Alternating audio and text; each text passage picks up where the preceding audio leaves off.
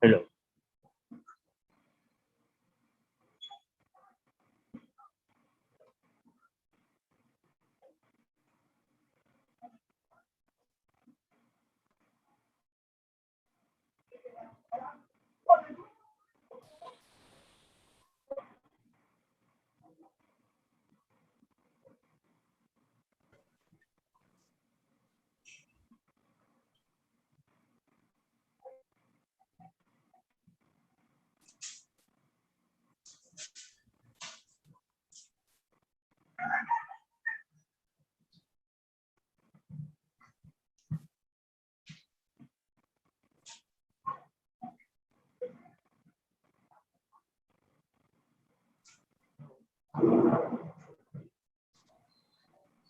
Coba kok paano hindi ko na sa'yo, di ba?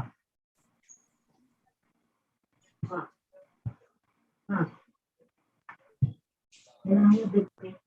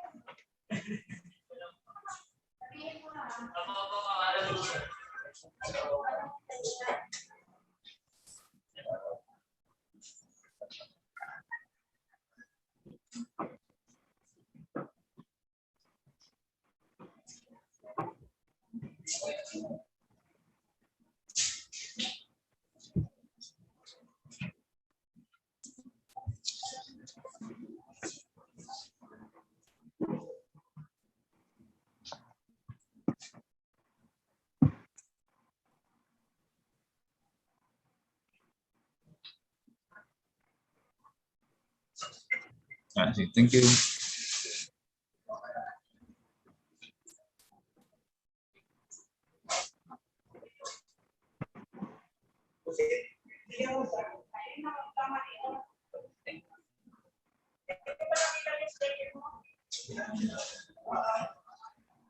Ah,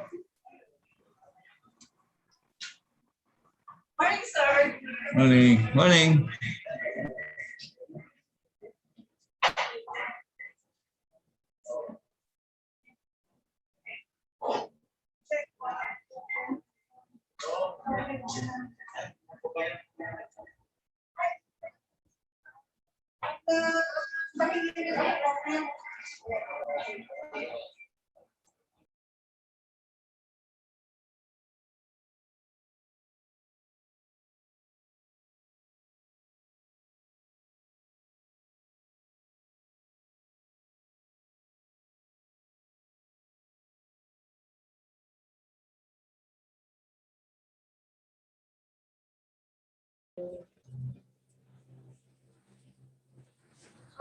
Mag-ano na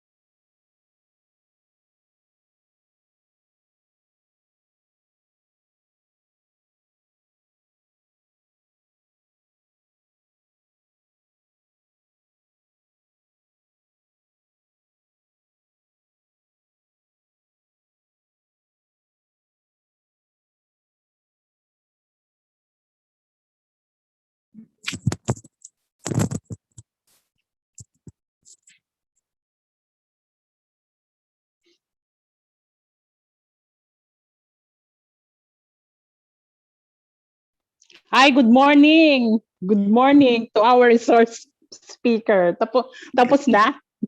Good morning. Yes. Tapos lang. Okay, start na tayo. Anka, please. Yes, ma'am. Good morning po. Magandang umaga po sa ating lahat. Morning. Good morning po. Ako po si Ann Cabailon mula sa Regional Office Legal Division. Para sa araw na ito, kinagagalak po nating batiin na lahat ng mga partisipado sa ating pagtitipon. Ang ating mga kagalang-galang na mga guest speakers, magandang umaga po. Narito rin po sina Assistant Secretary at Concurrent Regional Director Rene E. Colocar. Good morning, sir. Assistant Regional Director Priscilla Iong. Nandiyan na po si Adir Ma'am. Good morning po. Ang ating pong Chief Legal Division ng Region 4E at Attorney Rexy M. Maristela. Good morning, ma'am. Batiin rin po natin ang butihing si Carpo Dalangin, CS Parel. Good morning, ma'am. Nandito rin po para samahan tayo si Arcao, Engineer Marvin C. Labaw. Recording in sir. progress. Nandito na rin po ba si Attorney Jana Josel S. de Guzman, ang ating attorney for sa regional office po. At binabati ko rin po, nandito na rin po ang ating mga kasamahan mula sa regional office po. Makakasama rin po natin ang mga mahuhusay nating kasama mula sa iba't ibang probinsya ng Calabarzon. Unahin po natin ang probinsya ng Batangas na pinangungunahan ni OIC Parpo 2, Engineer Marilucy Baslan. Ma'am, nandito na po kayo, ma'am. Good morning po. OIC Parpo 1, Gemma A. Esguera. Good morning, ma'am. Ang Chief Legal ng Batangas, Attorney Immaculada Concepcion S. Mendoza. Good morning po, attorney. At ang lahat ng bumubuo ng probinsya ng Batangas. Magandang umaga po. Susundan ng probinsya ng Cavite na pinangangasiwaan naman po ng butihing si Parpo 2, James Arthur T. Dubongco. Nandito na po kaya si sir. Magandang umaga po sa lahat. Morning po, sir. At muli ng Chief Legal ni Attorney Maco po at lahat ng kasamahan po natin sa Cavite. Makakasama rin po natin ang probinsya ng Laguna na pinangungunahan naman po ni Parpo 2, Elizabeth Z. Villepando. Good morning, ma'am. At ng atin pong bagong Chief Legal sa Laguna, si Attorney Perseus, A. Atigua. Good morning, sir. At lahat po ng ating kasama sa probinsya ng Laguna. Para naman po sa Quezon 1, na pinamumunuan po ni Parpo 2, si Celestina M. Santayana. Magandang umaga po. Morning po, ma'am. Na kasama po na ating bagong Chief Legal, Attorney Marcos Cesar F. Robles. Good morning po, attorney. Good morning po. Good morning po sa lahat. At ang lahat po ng kasamahan natin dyan sa Quezon 1. Makakasama rin po natin ang probinsya ng Quezon 2 na pinangangasiwaan naman ng butihing Parpo 2, Engineer Cornelio P. Villapando. Good morning po, sir. Morning, sir. Good morning, ma'am. Kayo din po nila Parpo 1, Ernesto M. Ogdayon. Good morning po. At lahat ng kasamahan po natin sa Quezon 2. Siyempre po hindi pa uhuli ang probinsya ng Rizal na pinangungunahan naman po ni Parpo 2 sa Attorney Melvin Bello. Good morning po sa mga taga-Rizal po. Ni Good Parpo morning sa lahat. I love you all. Ni Parpo 1 anak Leta Mariano. Ako po rito si Parowan na Let Mariano. Yes, sir. At ni Chief Legal Attorney Raul I. Bautista. At legal. Good morning. Good morning. Morning po. Good morning po sa lahat. At lahat po ng ating sector heads, ang darpo legal. Magandang umaga po sa inyong lahat. I love you all. Good morning po, sir. Isang mapagpalang umaga po sa ating lahat. Sa pag-uumpisa ng ating programa, inanyayahan po ang lahat na ilagay po natin ang ating presensya sa harap ng ating Panginoon para sa isang panalangin.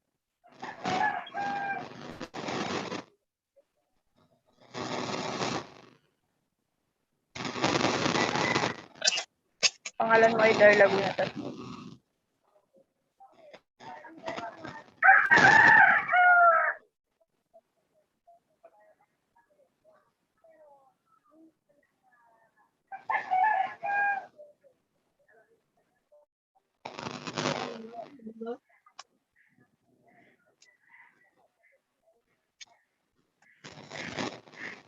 Pupunta ka ba bayan, no?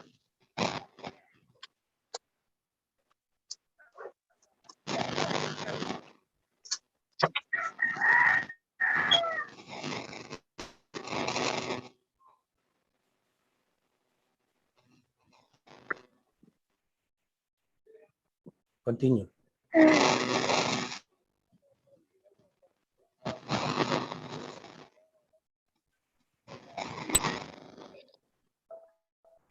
Diyos na makapag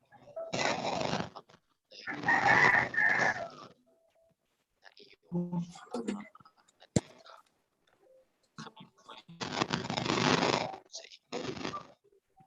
Magpasalamat sa lahat. Malaki mo rin po sa may tulong kahit nasa mga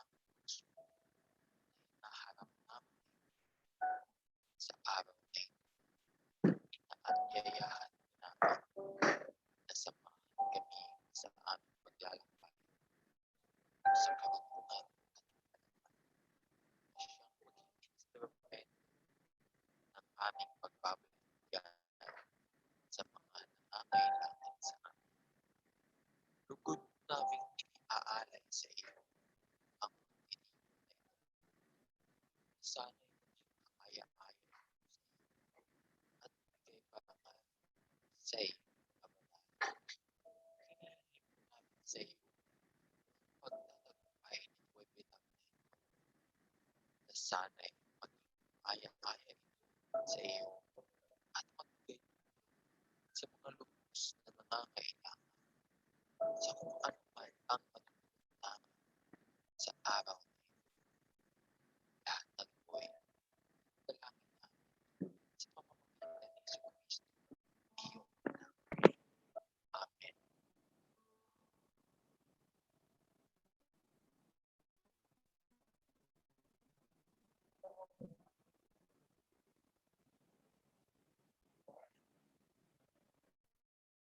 Salamat po.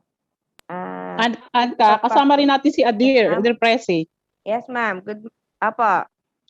Good morning po, Adir Presi, ma'am.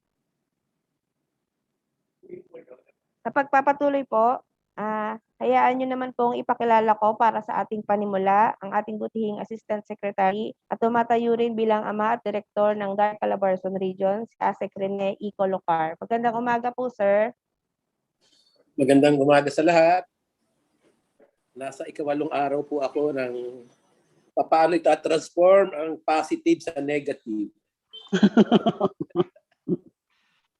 It is indeed a different challenge, but with you around and with God's mercy and grace, we will be able to survive. Okay, sa ating butihing ASEC ng Lao, Darab, ASEC Rolando Cua, sa ating mga kasamahan sa lahat ng mga probinsya, magandang umaga. Napapanahon ang topic na pag-uusapan natin kasi kung ina-analyze niyo yung ating mga 888, yung ating PACC at ARTA compliance, 98% ng mga ito ay may kinalaman sa dark clearance. Dark clearance ang usapin. No? So, siguro napapanahon nga, siguro nakita ng ating kalihim na bakit hindi natin tingnan yung ating mga existing rules and regulations para makahabol tayo dun sa ease of doing business. Napakapalad natin kasi bukod sa magaling at tunay na may dalisay na paglilingkod ang ating guest speaker sa araw na ito, siya rin po yung aking consultant. Pag ako ay in doubt, pag hindi ako sigurado dun sa aking decision, sa po yung call a friend, sa po yung tinatawag ko.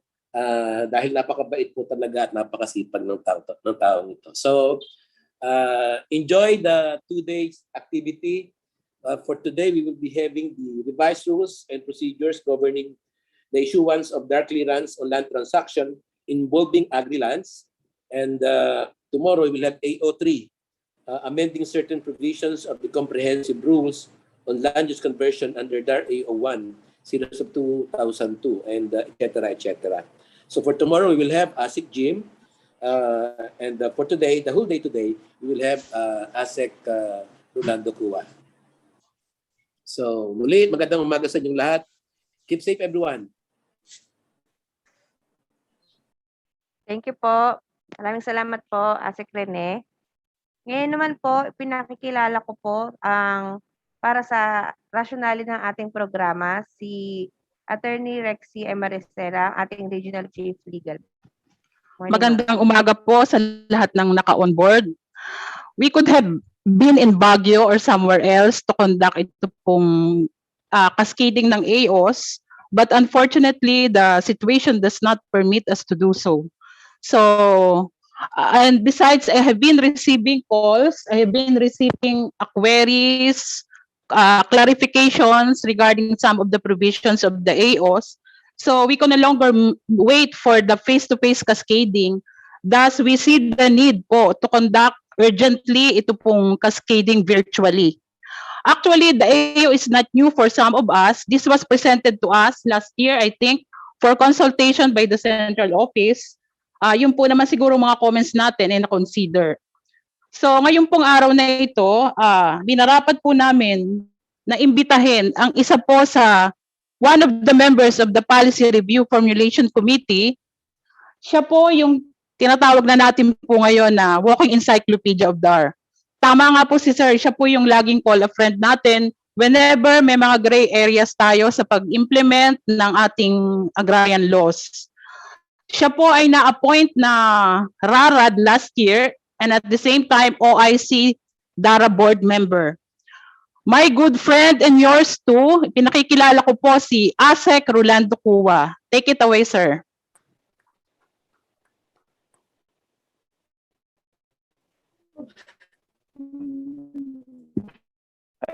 Sorry. Attorney Rexy, can you hear me now? Yes, yes. Yes, sir. Salamat. Marami pong salamat, Rexy. ASEC Pulokar, sir. Magpagaling po kayo. Hindi po kayo pababayaan ng Diyos. Maraming salamat sapagkat kami ay naimbitahan upang makapag-share kahit paano na anuman yung pwede namin i-share patungkol dito sa ating bagong labas na alituntunin patungkol sa DAR clearance, no, involving private agricultural lands. Dear Presi, ma'am, maraming salamat. At hindi nyo kami nakakalimutan imbitahan. Okay, para hindi na masyado tayong mahabang introduction, let's start na, simulan na po natin. Tulad nung nabanggit ko, ang tatalakayin natin sa umagang ito ay ang ating alituntunin tungkol sa DAR clearance. Ito po ay nasa saad sa ating Administrative Order number 4, series of 2021. At ang subject po nito or ang title, next slide please, ay revised rules and procedures governing the issuance of DAR clearance on land transaction involving agricultural lands. Saan ba ito mag-a-apply? Ano bang transaction ang covered nito. Next slide, please. Ay, sorry. Ano ba yung mga legal basis? Ano ba yung mga legal basis ng AO na ito, ng alituntunin nito? Number 1, Section 6, Paragraph 4 of RA number 665 as amended. So lahat tayo alam natin what is Section 6.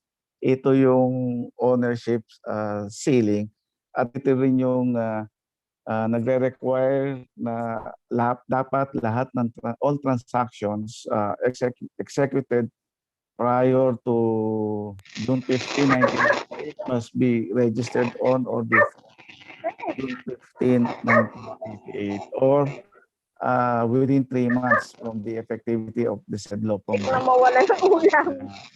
state aid. Dito rin nakasaad na 1028 po. any transactions more than 5 hectares of land shall be considered as null and void. Kaya po may LRA Consulta number 1871. So those executed on or before June 15, 1988 and not registered within the periods provided under Section 6 of RA 6654 shall be considered and treated as non-registrable. So in Section 17, Section 70 of 657, as I said, any transaction in violation or in excess of 5 hectares shall be null and void. And then we have Section 4 of 9700 amending Section 6 of 657. This is an amendment by providing additional provision, that is Section 6A of RA 657, exempting the local government units from the ownership ceiling for agricultural lands they acquired or they will acquire due to public purpose. So LGU, local government units, are exempt from the ownership ceiling. And then we have also the ARTA law. And then we have also the Bayanihan. That is why under this rule, we allow the online filing of the application and online payment. And then we limit the processing period to just 3 days. Next slide, please.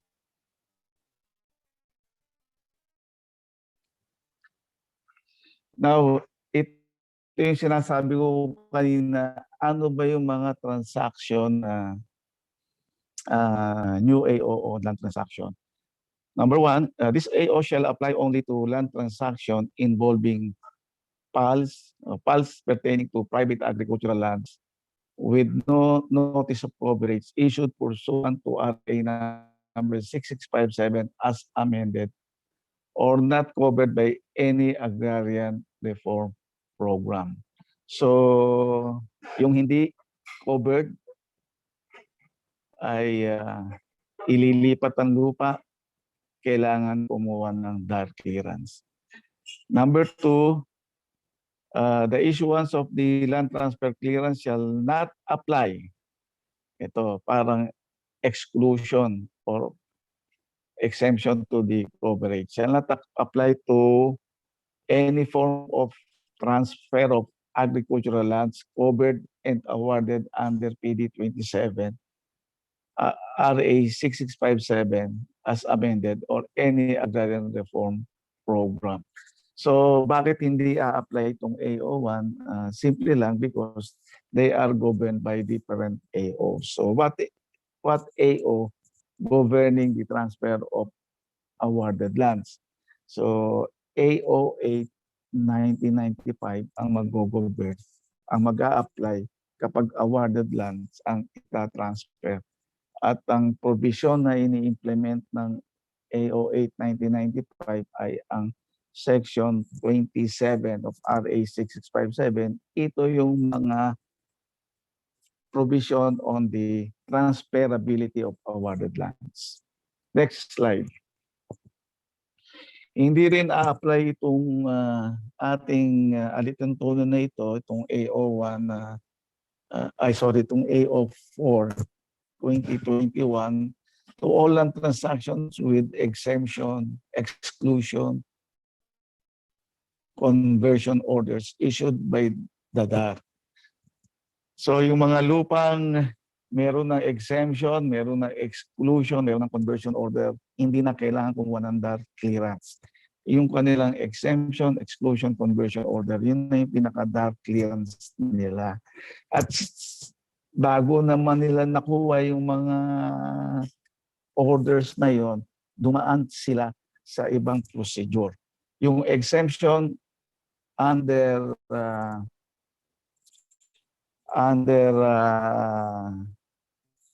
Section 10 of RA 6657 as amended, dadaan sila doon sa Ali rules.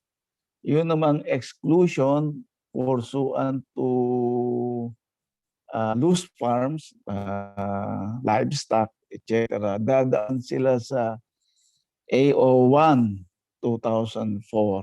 Yun namang exemption base doon sa DOJ opinion number 44, meaning the land is already reclassified prior to June 15, 1988 and pursuant to Natalia Realty case, dadaan sila sa AO4 2003. At yun namang magpapalit ng gamit ng lupa, meaning na-reclassify sila, but the reclassification was done after June 15, 1988. They are not eligible for exemption under the DOJ opinion 44, but they might be qualified for conversion under AO1 2002. Sa AO1 2002 sila dadaan. At ang AO1 2002, please take note of the many changes, the many amendments done in AO1 2002. Kasama na po dyan yung AO1 2019 and the most recent is the AO3 2021 to be discussed with you by ASECG tomorrow. Next slide, please. Ngayon, itong sa Section 3, meron daw mga land transaction na invalid. Ito naman po Section 3 ay reiteration lamang noong mga invalid transaction under AO1 1989. So it was just copied from AO1 1989. Ano daw ba yung mga invalid transaction na yan? Number 1, land transactions executed which violates the ownership ceiling shall be null and void. So any transfer of land violating the ownership ceiling of 5 hectares shall be null and void. Number 2, those executed prior to June 15, 1988 shall not be valid except when registered with the proper ROD within 3 months from 15 June 1988 or until September 13, 1988. So invalid if not registered within the periods provided by the law. And then next slide, please. Now, meron sinabanggit dito na land holdings transferred prior to June 15, 1988. And though the transfer documents were annotated with the proper ROD within 3 months from June 15, 1988 or until 13 September 1988, di ba dapat valid as we discussed previously? Pero dito may pasubali. Pwede daw invalid din yun. the same may still be considered as invalid transfer if this were attended by circumstances intended to circumvent Section 6 of RA number 6657 as amended. Ano po ibig sabihin yan? This provision ay nailagay dyan. It was triggered by the incident in Sagay, yung Sagay killing. Nung tinignan yung coverability status of the Sagay property, nakita doon na may sale, may transfer of ownership, and that transfer of ownership was annotated at the back of the title. So hindi na cover. May mga farmers doon, hindi nila nakakamit yung para sa kanila under the program. Nagresulta ng patayan. Nung tinignan, ay mayroong annotated na sale. So, registered, annotated at the back. So, sinabi na, dahil doon, nag-issue tayo ng MC2 series of 2019. Natatandaan niyo ba yung MC2 series of 2019? Ito yung mga bogus transaction, yung mga questionable transaction or transfer. Yung MC2 ay nag-enumerate ng different scenario which we may consider as questionable transfer, which we may consider as circumstances intended to circumvent or to evade the application of the Comprehensive Agrarian Reform Law. So makikita nyo doon, registered but the title is still in the name of the original landowner. Registered yung sale but there is no entry in the book of entry of the ROD. Registered deed of sale but there is no payment of corresponding taxes, etc. So marami pa doon. So you just visit MC2 series of 2019. So although registered within the periods allowed by law, but if there are circumstances intended to circumvent the law, we may still consider that as invalid transaction. So next slide, please. Yeah. Land use conversion as invalid land transaction. So all we know naman na if a land was converted without the corresponding DAL clearance, that is a violation. There is a criminal penalty and administrative penalty for that. And that is a ground for the denial of clearance because we consider that as an invalid transaction. Next slide. So if there are invalid transactions, there are also valid transactions. Again, this is a reiteration of valid transactions under AO1 1989. So what are those valid transactions? So land transactions valid that may be transferred, registered by the ROD, but only upon the issuance of land transfer clearance by the DAR.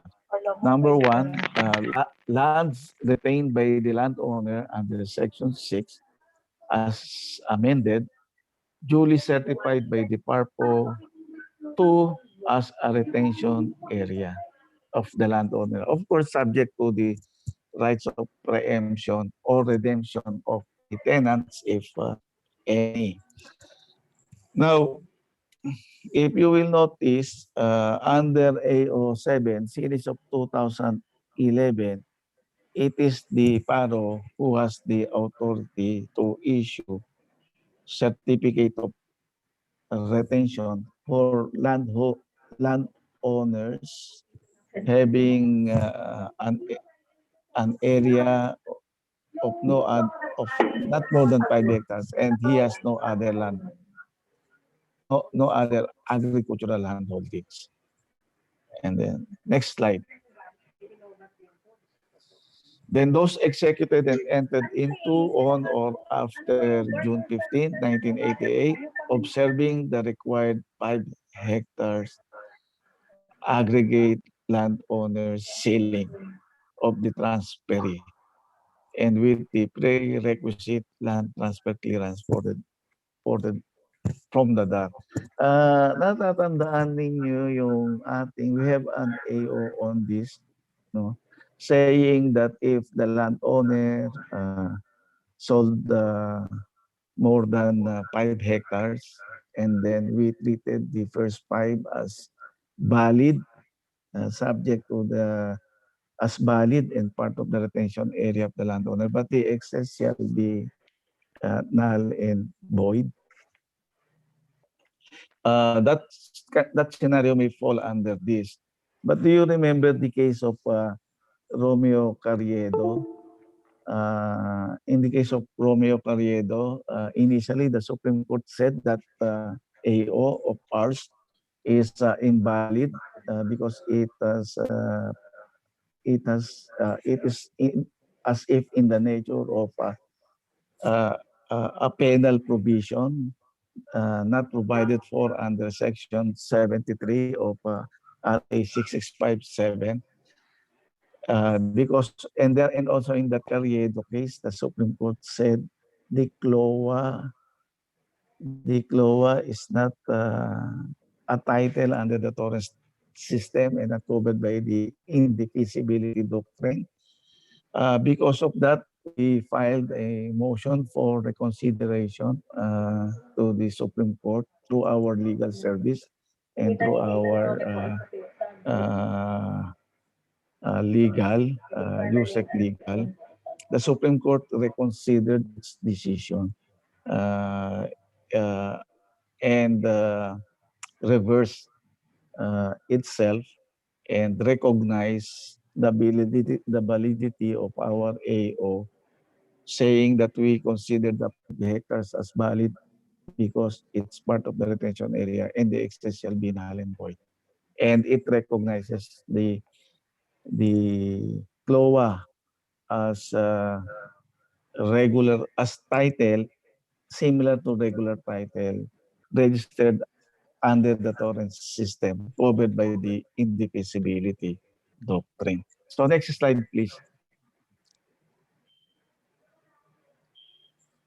So land transaction may be registered by the ROD even without clearance. So there are valid transactions pala that can be registered even without that clearance. Number 1, the deed of extrajudicial partition of the property of a deceased who died prior to June 15, 1988. So, bakit registrable ito? Kasi by operation of law and of the new civil code, upon the death of the decedent, the ownership of the land of the property automatically or by operation of law transferred to the heirs of the decedent. Number 2, deed of partition of property owned in common by co-owners prior to June 15, 1988. So there is a deed of partition executed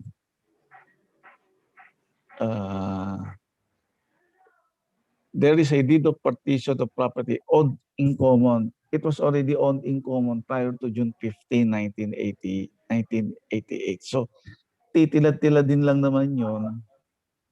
Commonly owned na nila yon. Wala namang change of ownership doon. Sila din naman yon. Next slide, please.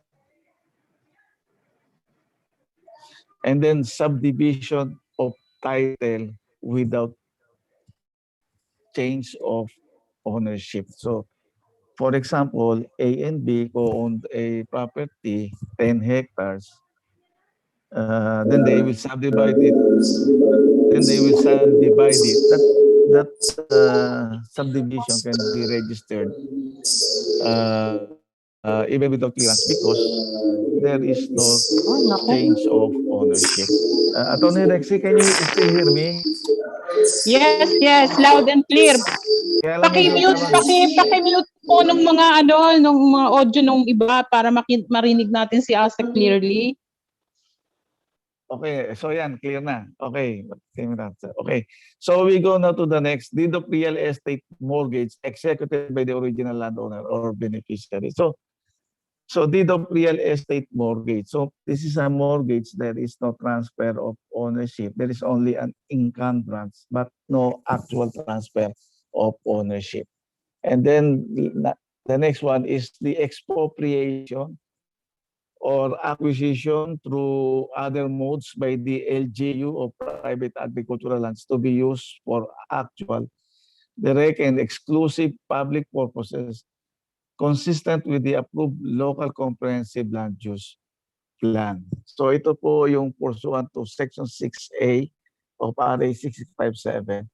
LGUs are not covered by the ownership ceiling. They will any agricultural lands that they will acquire either by expropriation, by donation, by usual sale, ordinary sale, by assignment, they are not covered by the limit. So regardless of the area, they can acquire it. So there is no need to require them for to apply for clearance. Next slide. So as we discussed before, although landowner with 5 hectares within his retention or within the retention can transfer their property, and that can be transferable upon clearance from the DAR. But the same must be subject to the tenant's right of preemption or redemption. So under 3844, specifically under Section 11 and Section 12, the tenants shall have the right of preemption, meaning the preemptive right, the preference, the right of preference, meaning before the landowner can sell his property, he must offer it first to his tenant because the tenant has the right of preference.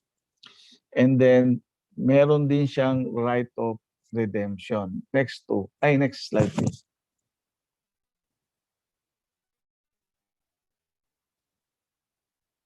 Oh, next slide please. Ayan. Meron din siyang right of redemption. If the tenant failed or unable to exercise his right, he can still exercise his right of redemption. So the right of preemption and the right of the right of redemption must be exercised only within 180 days from written notice to the tenant as well as to the DAR. So there must be a written notice. Unlike, and then of course, it must be established that the one preempting and the one exercising redemption must prove that they are tenants. In the rights of redemption, there are 5 elements or 5 requirements. Alam ito ng ating mga tagalikat. So the one exercising it must be a tenant. No? So he must exercise it within the 180-day period. Then there must be a written notice not only to the tenant but also to the Department of Agrarian Reform, and his right must be exercised only on the area actually tenanted by the tenant. And lastly, number 5, the very important requirements. There must be tender of payment or consignation of the purchase price. All these requirements must be present. All must concur. The absence of one will not make the exercise of right of redemption valid or successful. Next slide.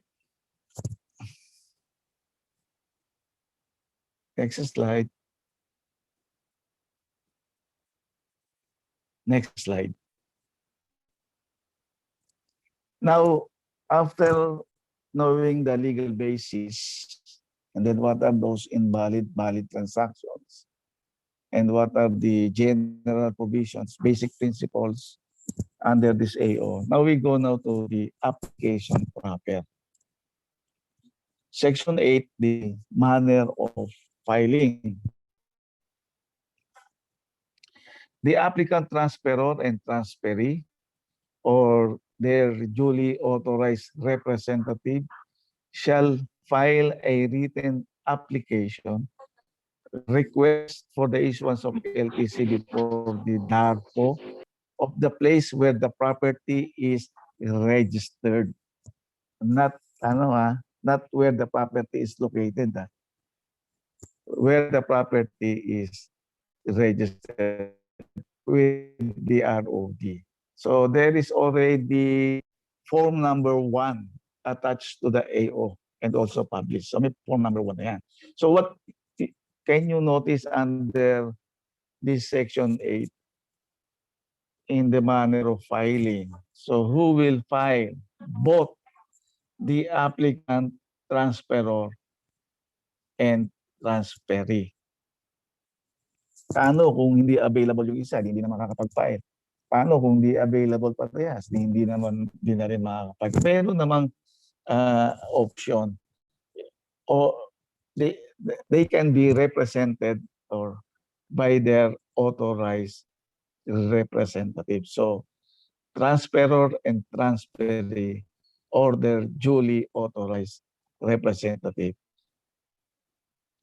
by filing a written application or request before the DARPO. So this will contemplate personal filing before the DARPO, but we're in the DARPO. So iba-iba naman kayo ng siguro pare-parehas naman kayo lahat sa record section yan. Sa record section.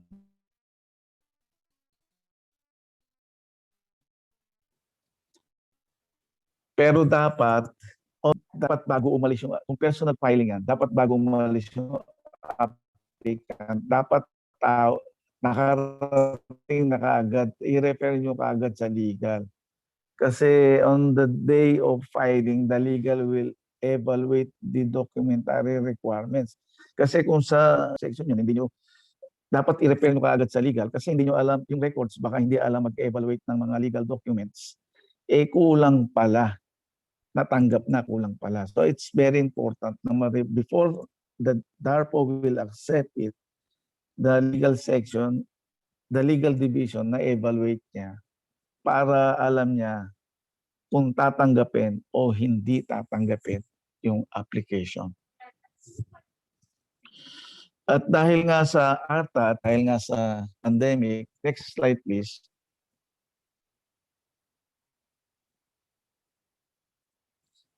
We allow online filing. So the applicant or his duly authorized representative may opt to file their application electronically using the email address of the DARPO. So DARPO will notify the public what is its email address for purposes of electronic filing of the application.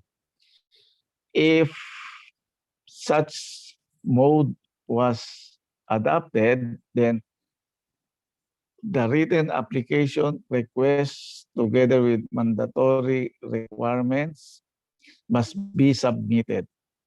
Number 2, there must be payment of filing fee under Section 10.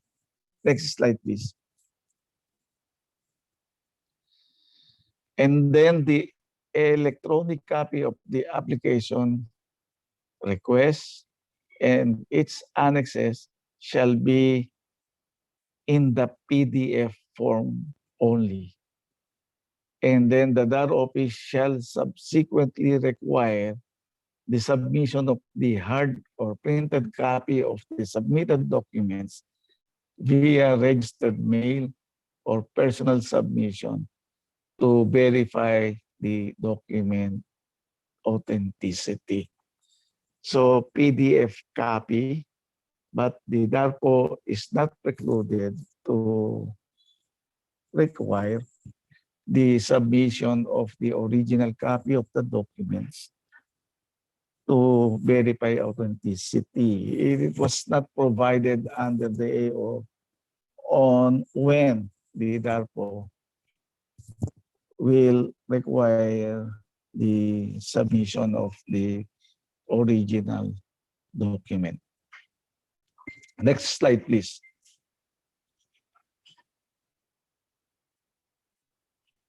Ayan.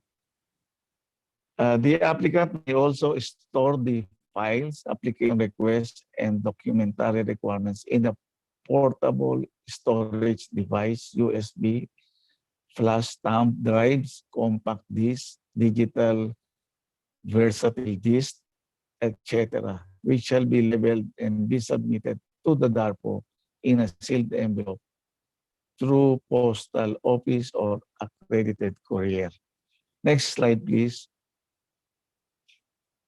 So the filing fee is 2,000 per transaction, not per title, not per application. Dito per transaction.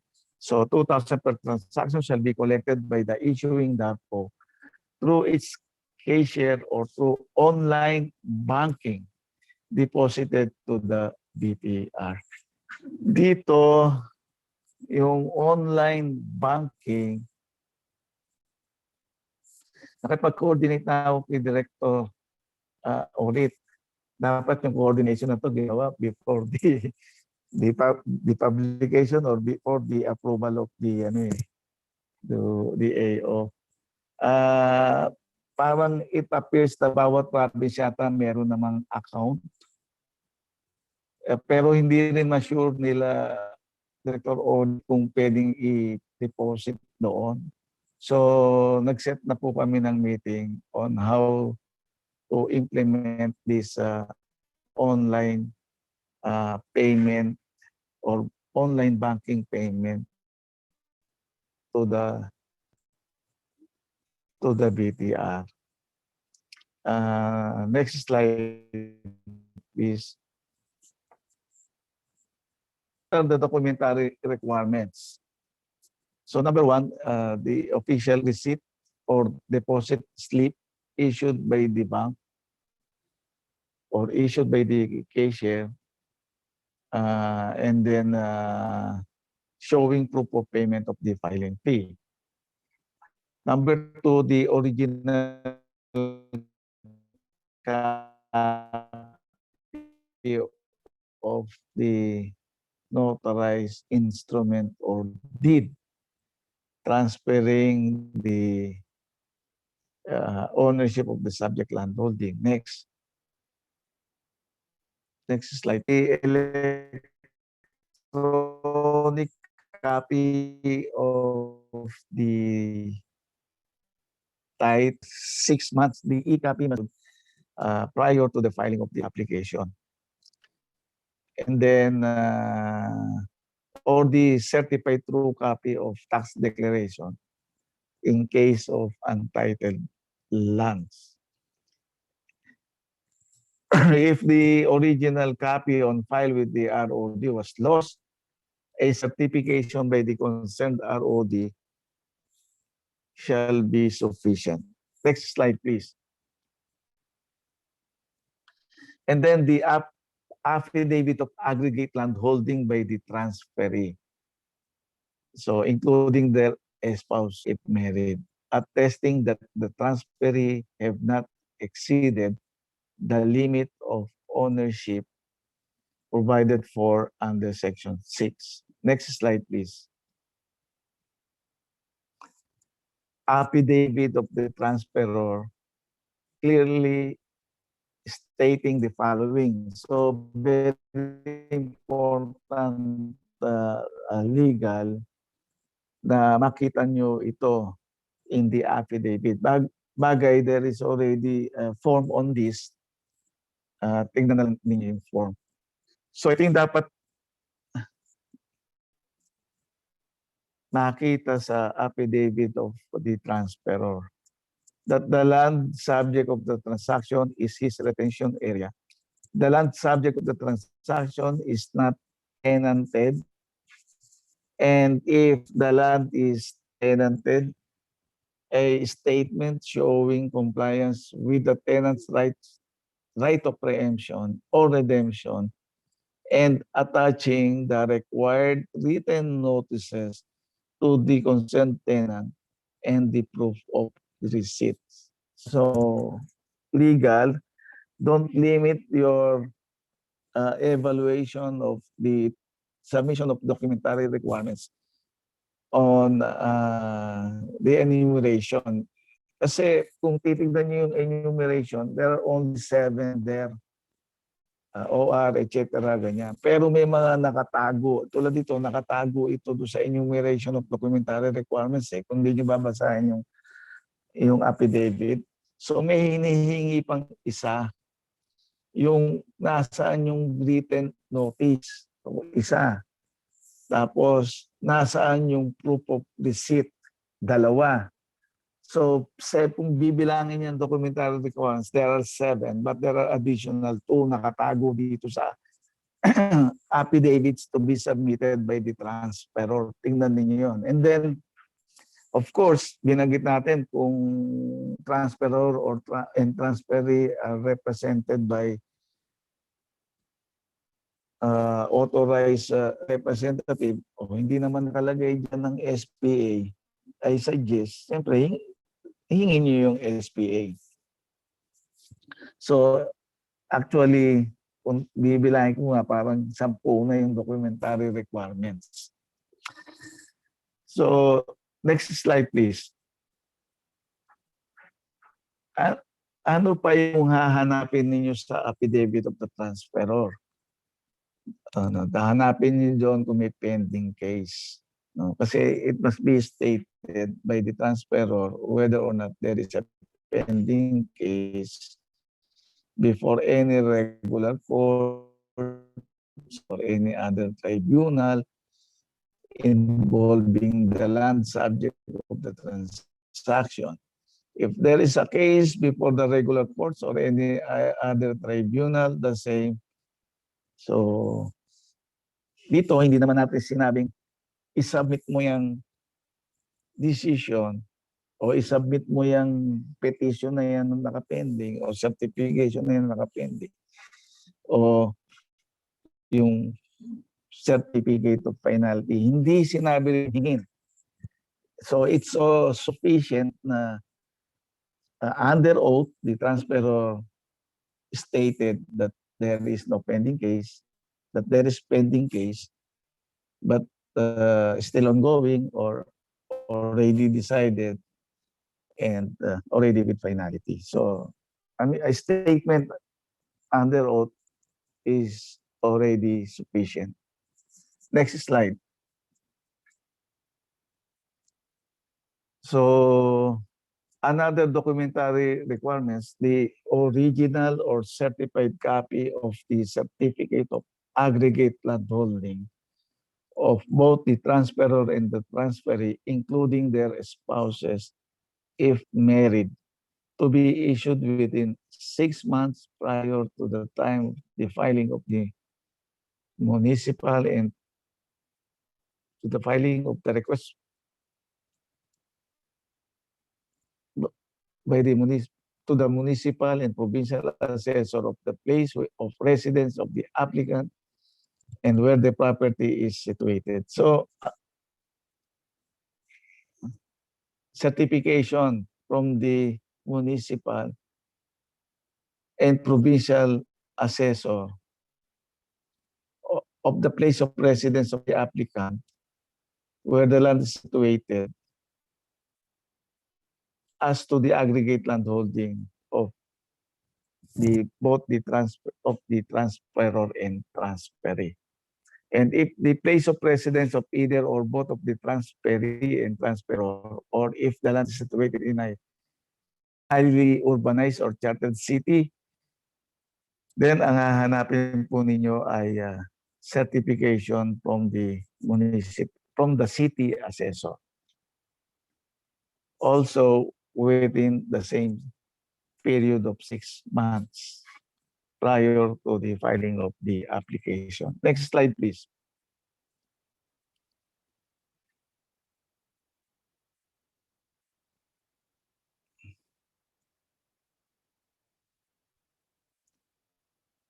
Ayan, the last requirement, the certification from the MARPO.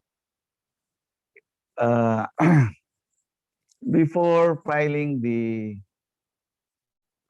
application or request for DAR clearance, the transferor and transferee must first secure a certification from the MARPO.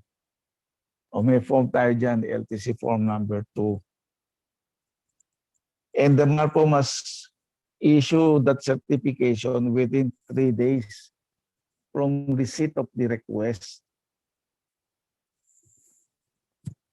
So kung titignan natin, and without that MARPO certification, you will not accept the application because incomplete yung documentary requirements. So hindi magraran yung 3-day period of the PARPO to issue the certificate, to issue the approval or denial of the DAR clearance.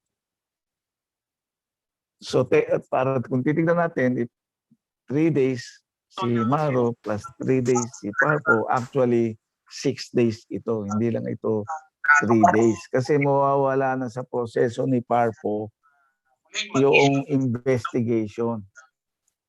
Mapupunta sa MARO at hindi natin bibilangin yung 3-day period ni PARPO hanggat wala itong MARPO certification. So wag mag-alala ang mga PARPO. Dati kasi mag-a-apply ng DAR clearance tapos ang gagawin, ibibigay sa MARPO tapos bago pa maibigay kay MARPO, ang tagal na. Bago pa maaksyonan ni MARPO, ang tagal na.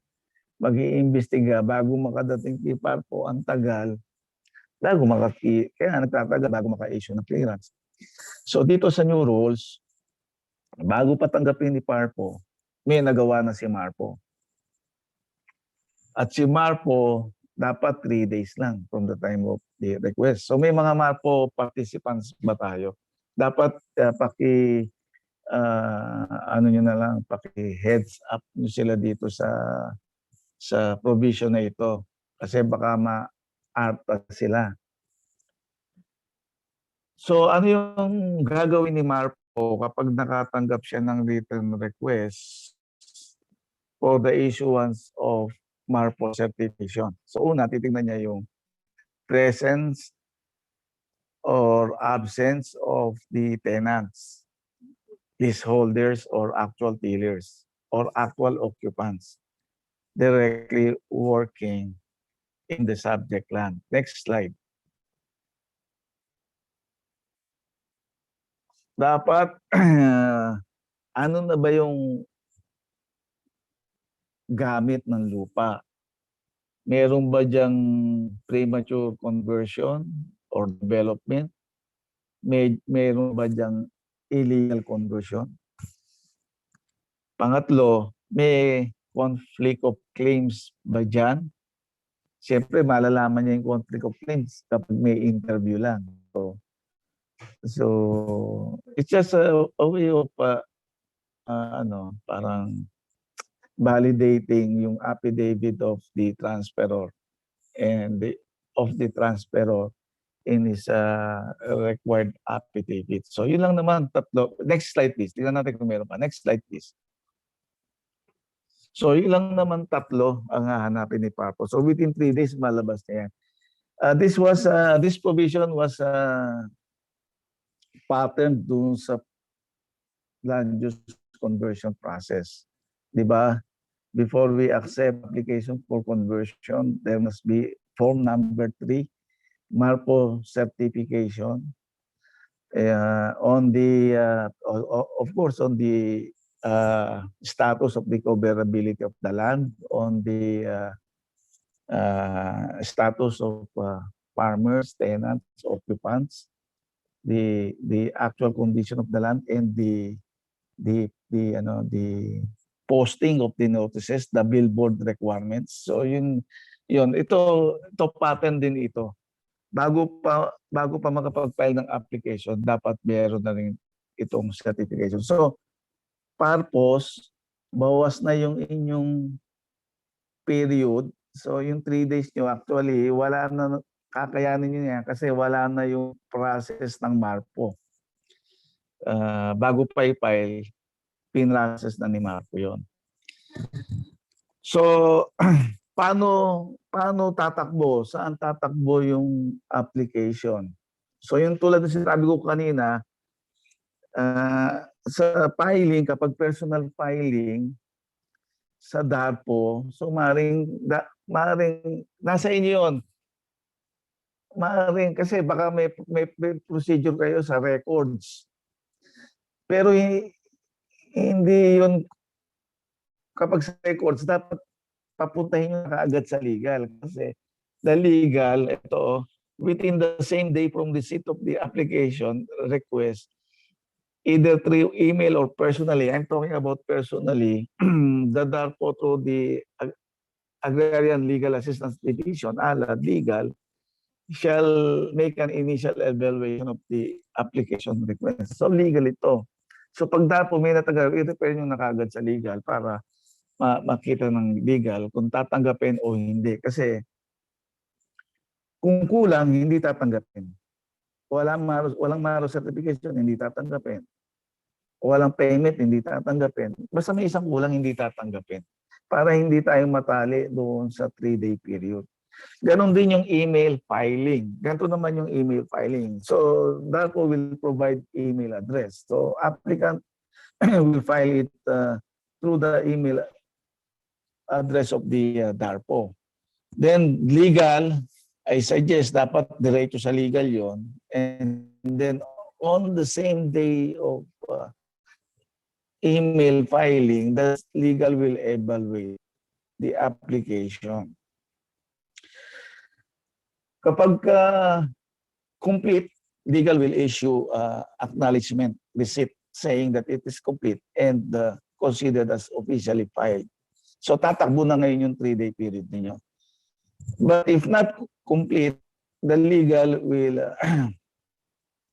will return the application with notice of not acceptance, non-acceptance, stating therein what are the documentary requirements lacking, and then the provision that's why we are returning the application, and yung information the application not considered as officially filed. So ano yun, yung notice na yun should be in a form of a written attachment to the email. Written notice attachment to the email informing the applicant na incomplete. We are returning the application. We consider that as not officially filed. Pero yung non-acceptance is without prejudice to refiling, meaning the applicant upon completion, may still refile the application. Next slide. No, so if complete and filed through email, the ALAD shall issue a notice through email also na complete in documentary requirement. So, LTC form number 3. So, na-discuss na natin yan. So, next slide please. If the application has incomplete documentary requirements, a similar notice shall be emailed to the applicant informing the lacking documents, and the emailed application request shall be returned and not officially filed. Once the lacking documents are complete, the applicant may file the application. So we discussed it already. Next slide. No written application request filed personally or through email shall be accepted unless all the documents under Section 11 are submitted and attached to the request as provided under Section 10 hereof. Next slide, please. Now, after the evaluation, now, na-evaluate na ng legal, magpe-prepare na siya ng LTC folder, Land Transfer Clearance Folder. So, official. Kapag complete, tatanggapin. Pag incomplete, isosole with notice, etc. Then, end of the process. Pagka complete, ito ang takbo niya. Gagawa ang legal ng LTC folder.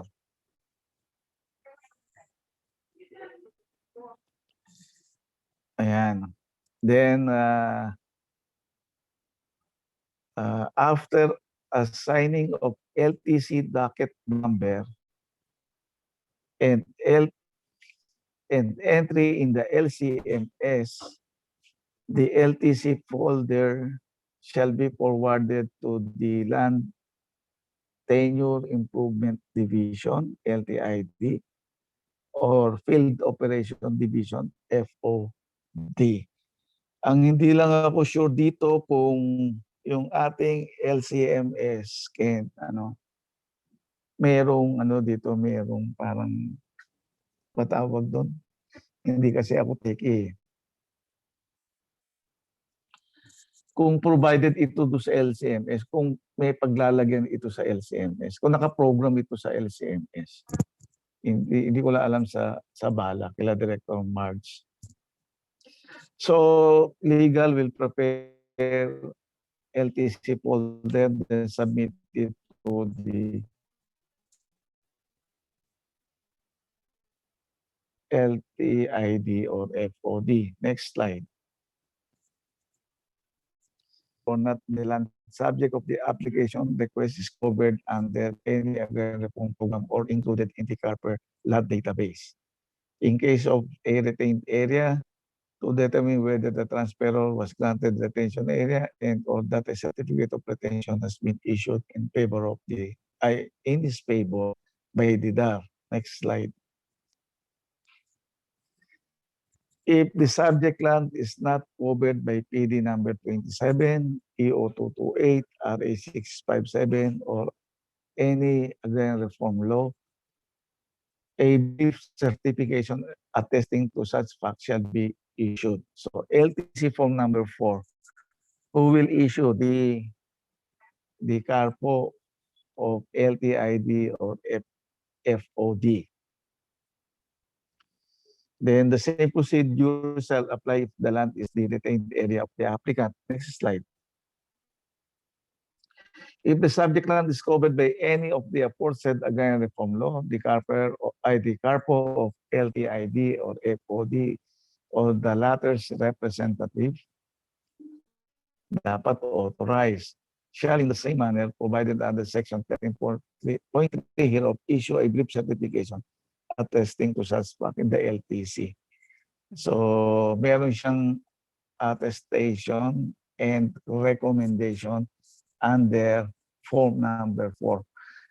If you will notice do sa mga form, kung minsan may makikita kayong mga technique, mga typographical error or clerical error, paki-ano nyo na lang, paki-ayos nyo na lang.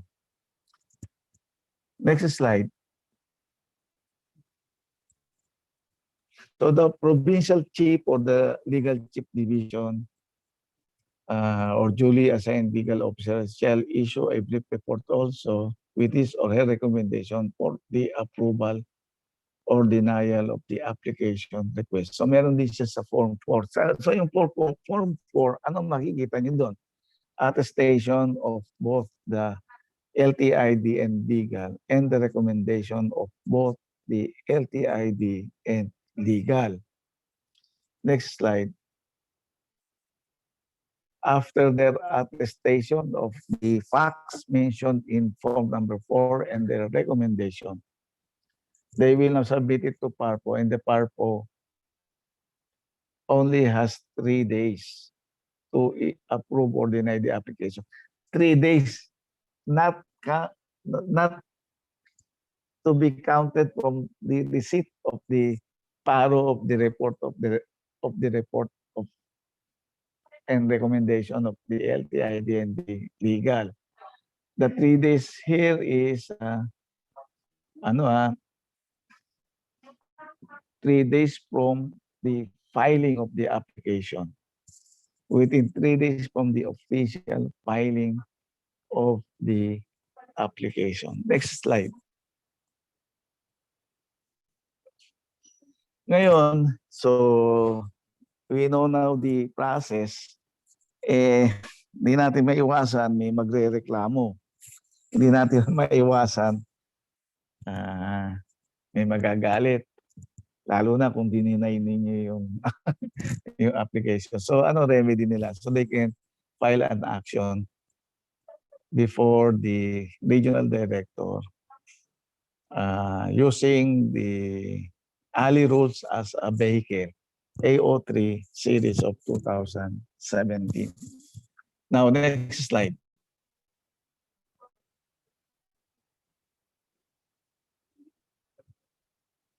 Next slide, please. Ayan. Please go back to the previous slide. Ayan. The duly signed certification on LTC or dark clearance, para madali, by the PARPO shall remain effective only for 6 months after its issuance. So may expiry date. Unlike in our previous AO, no expiry date, but now there is an expiry date. This is without prejudice on the part request for a new issuance of the certification on LTC for purposes of the same transaction. So expired, may expire, pwede na lang sila uli. So, bayad uli sila. Dapat ba babayad sila? Bayad uli sila ng application fee. Kasalanan na nila yon. Next slide, please. In case of misrepresentation or fraud committed by any person in securing the certification on LTC, the DAR shall revoke the previously issued LTC in the form of a PARPO certification. Copy furnished the concerned applicant, the ROD, or any affected parties. So meron na rin